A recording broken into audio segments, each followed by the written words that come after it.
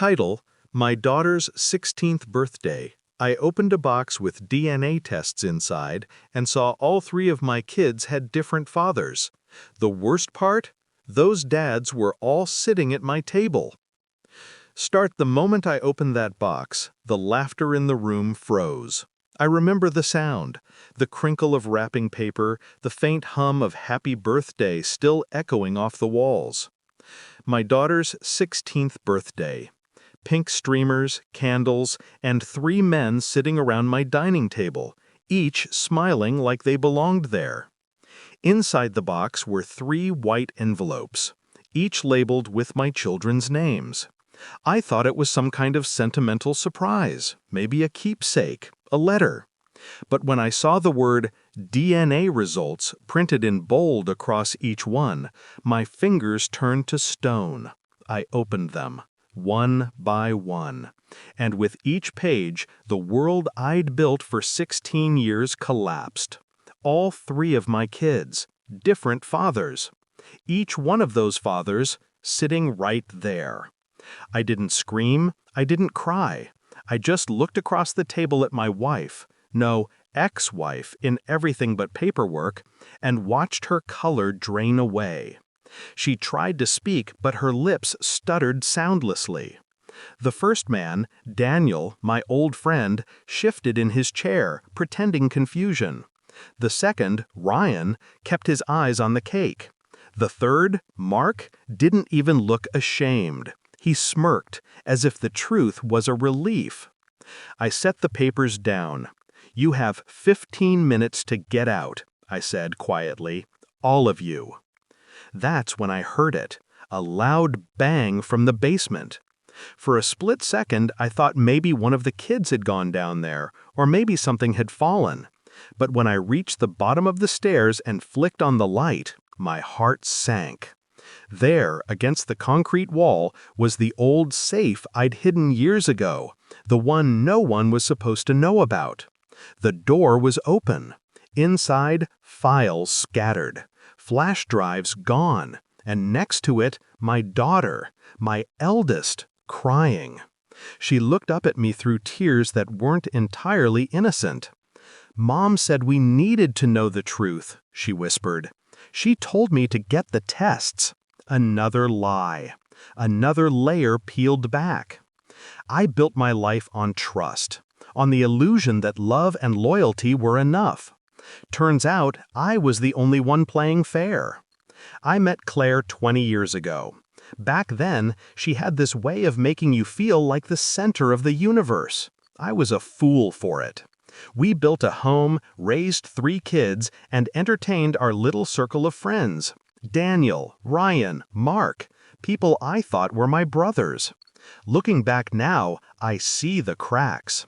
The late-night calls, the subtle glances, the time Ryan's jacket ended up in our hallway after a game night.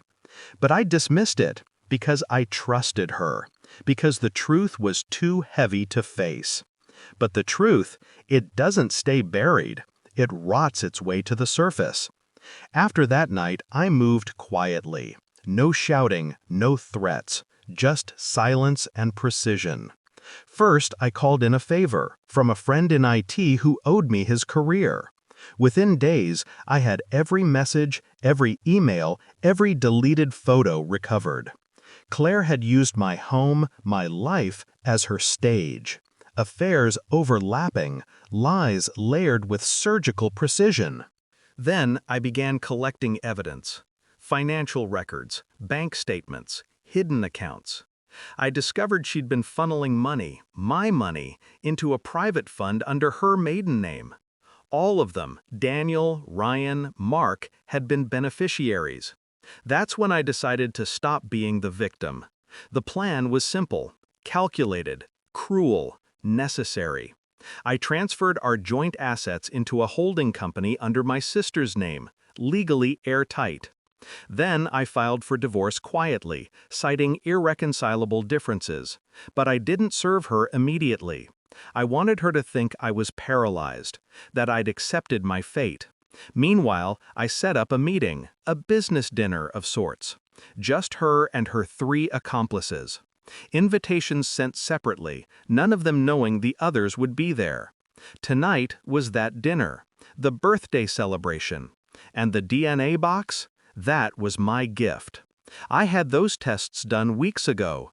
The results were real, but I was the one who sent them. I wanted her to see her empire crumble in front of everyone she used to control. When the 15 minutes passed, I walked back upstairs.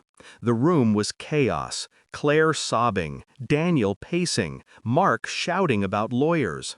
The cake sat untouched. The candles burned out. My kids stood frozen, not knowing which version of their life was real anymore. "Get out," I repeated. My voice didn't waver. Ryan tried to approach me, to reason, that I lifted my hand. "You can't talk your way out of biology," I said. He left first. Mark followed, muttering curses. Daniel tried to comfort Claire, but even he knew it was over. When the door finally closed, I locked it behind them.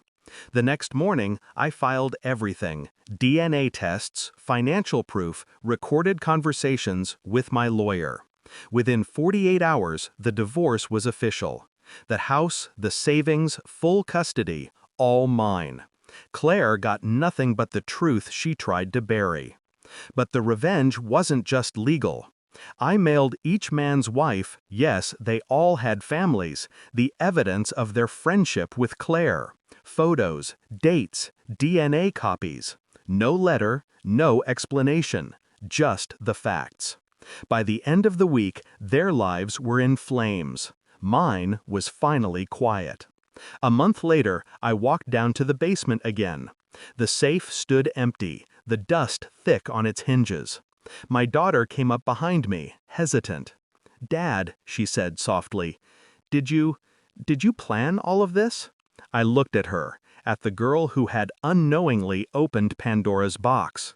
"I planned the truth," I said. Everything else revealed itself. She nodded, eyes glistening. "Do you still love Mom?" I thought about it. About the years, the memories, the lies we both lived inside. "I did," I said, "and that's why she lost."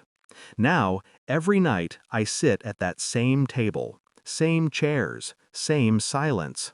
Except now, it feels honest. People think revenge is about destruction. They're wrong. It's about balance. Claire taught me the price of deception. I just made sure she paid it, with interest. When I close my eyes, I don't see betrayal anymore. I see clarity. And sometimes, when the house is quiet, I still hear that faint bang from the basement, the sound of a life cracking open, and the truth finally walking free.